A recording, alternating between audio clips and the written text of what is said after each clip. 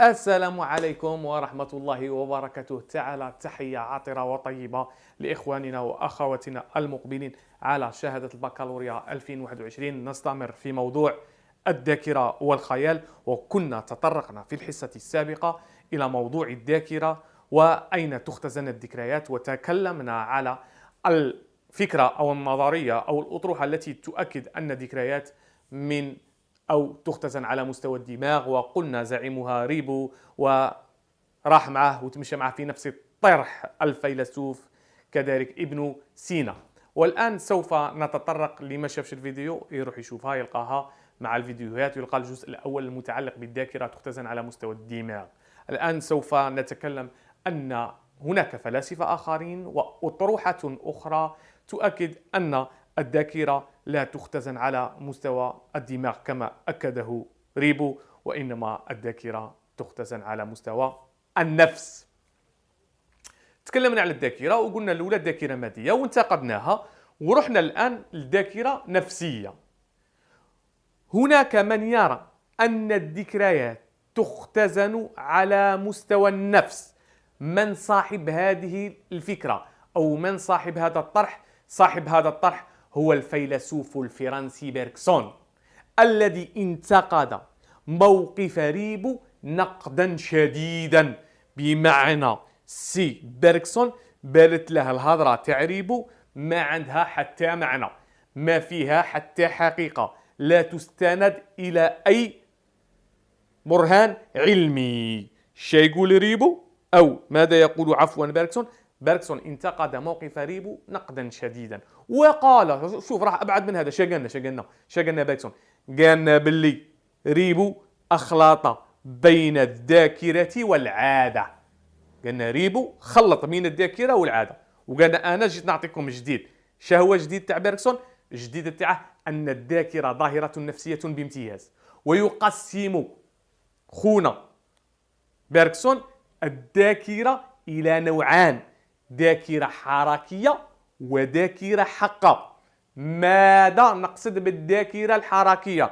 الذاكرة الحركية هي تلك الذكريات التي تخزنت لدى الإنسان وأصبح بإمكانه استرجاعها نتيجة التكرار، وأغلبها الذاكرة الحركية.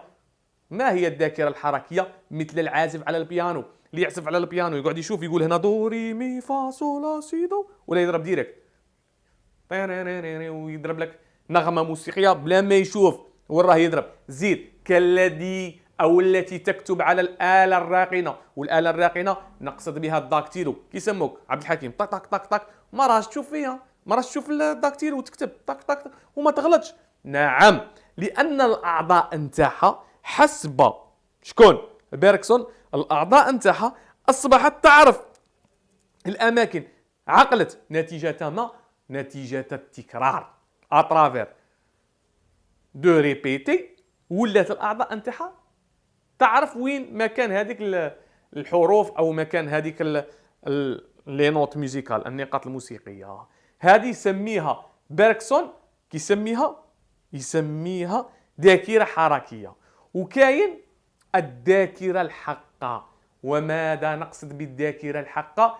الذاكرة الحقة هي ليست العادة، وإنما يؤكد بيرغسون أن الذكريات تختزن على مستوى النفس وليس لها أي علاقة بالجسد.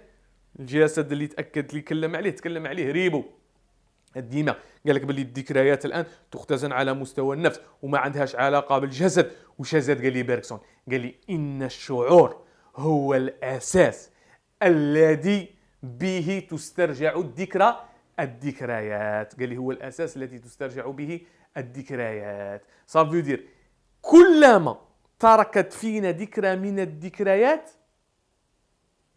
مسألة شعورية، كان الشعور تاعنا بها كبير، النفس تاعنا كانت شعرة بها بزاف، سوف يسهل علينا استرجاعها. بمعنى الأثر اللي تتركه اللي تخليه الذاكرة في البني آدم هو اللي يخليه يسترجع الذكريات. مثلا كوفاة الأم، أو وفاة أحد الأقارب، أو وفاة أحد اللي نبغيوه بزاف، أحد الأشخاص الذين نحبوها كثيرا. فسوف تترك فينا هذيك. ماذا تترك فينا؟ سوف تترك فينا أثرا بليغا مما يسهل إعادة استرجاعها. تم الذاكرة حسب خونا بيرغسون عندها علاقة بالنفس، ما عندهاش علاقة بالجسد. مثلا كالشخص الذي يعالج، كالذي يراجع وهو في حالة هدوء، والشخص الذي يراجع وهو في حالة ألم. شكون اللي يسهل عليه استرجاع الذاكرة؟